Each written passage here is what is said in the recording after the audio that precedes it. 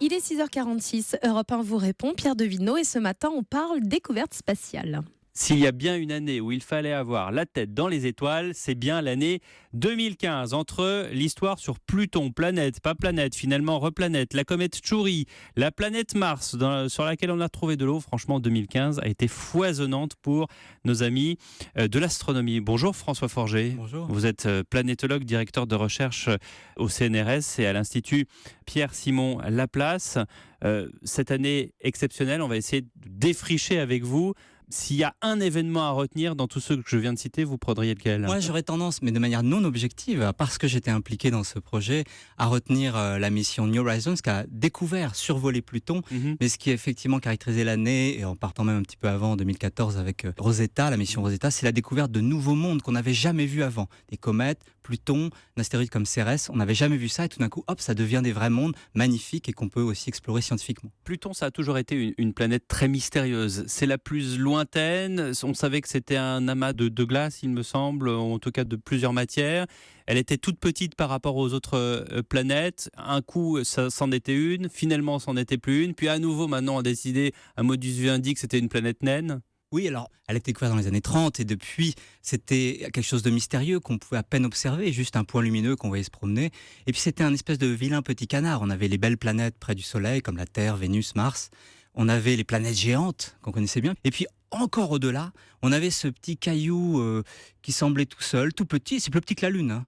Et on croyait que c'était simplement un truc gelé sans intérêt. Et ce qu'on a découvert avec la mission New Horizons, c'est que c'est pas du tout quelque chose sans intérêt. C'est un vrai monde actif, il se passe plein de choses, c'est un vrai système aussi. Il y a des lunes, des satellites, et tout ça a été vraiment fascinant à découvrir en quelques heures au mois de juillet. Juste en quelques mots, qu'est-ce qu'on sait de plus sur Pluton aujourd'hui ? Alors on a découvert que c'est un monde très actif sur lequel on a en particulier des cycles de glace. Alors il fait très très froid, hein. Donc on n'a pas la glace d'eau. Il y a de la glace d'eau là-bas, mais elle est solide comme du caillou.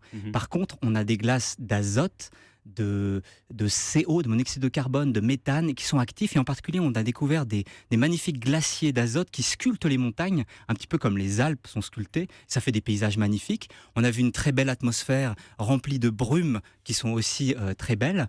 Et donc là-dessus, il faut comprendre, c'est un nouveau monde à explorer. Et on commence juste maintenant à mener l'enquête pour savoir comment il fonctionne. Et puis Pluton, c'est aussi un système. Donc on a une grosse lune qui fait la moitié de la taille du corps principal, qui s'appelle Charon, sur lequel on a vu une géologie assez intéressante.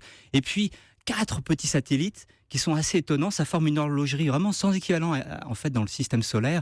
Des orbites très rapprochées qui sont ce qu'on appelle dans notre jargon en résonance. C'est très beau à regarder. Et oui, c'est très beau à regarder. Ouais. C'est très beau à regarder visuellement. Les images sont magnifiques et je dirais même scientifiquement parce que on a des processus qui sont très étranges pour nous terriens parce que ça se passe à des températures. Comme un cerveau en fait. Là, on a l'impression que c'est paramétré en fait. Hein. Ah, c'est les lois de la nature.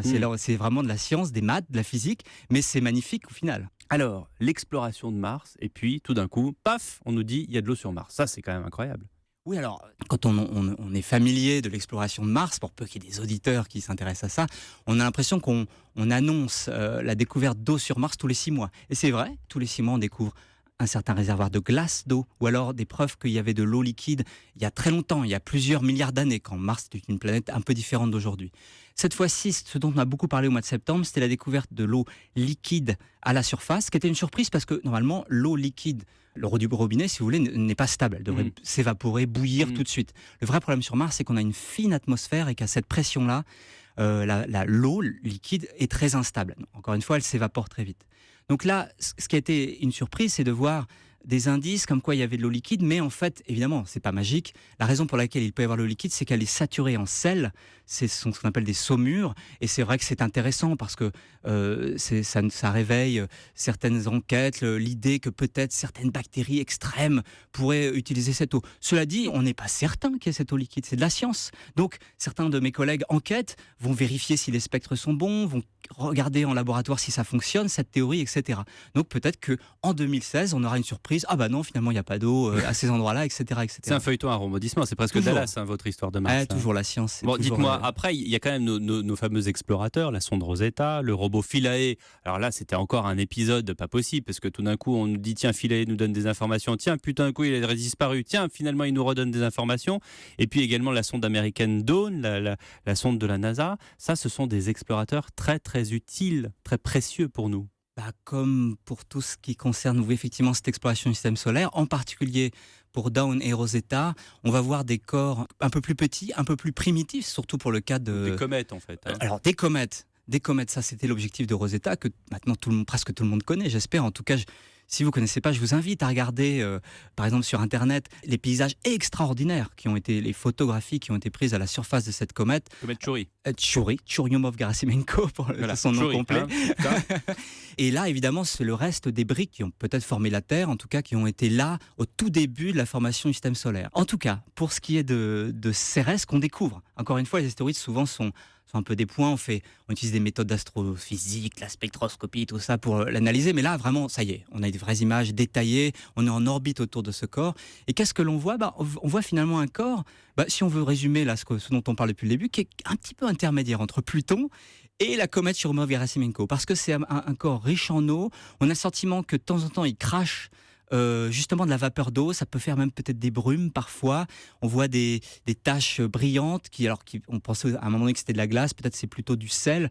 Enfin, c'est encore un monde assez actif. Et on se pose même la question de savoir si cet astéroïde, qui est actuellement pas si loin que cela de nous, peut-être qu'elle est venue au cours de son histoire de très loin, et peut-être même de la région de Pluton. Pourquoi pas. Voilà, des questionnements en 2015, ce qui implique une suite et une année 2016 sans doute encore très très riche. En informations venues des planètes. Absolument. D'abord, on va continuer à recevoir des informations de New Horizons qui ne nous a pas encore tout ramené depuis Pluton. Et puis surtout, pour nous Européens, un grand événement, ce sera le lancement d'un ensemble de sondes vers Mars au mois de mars 2016.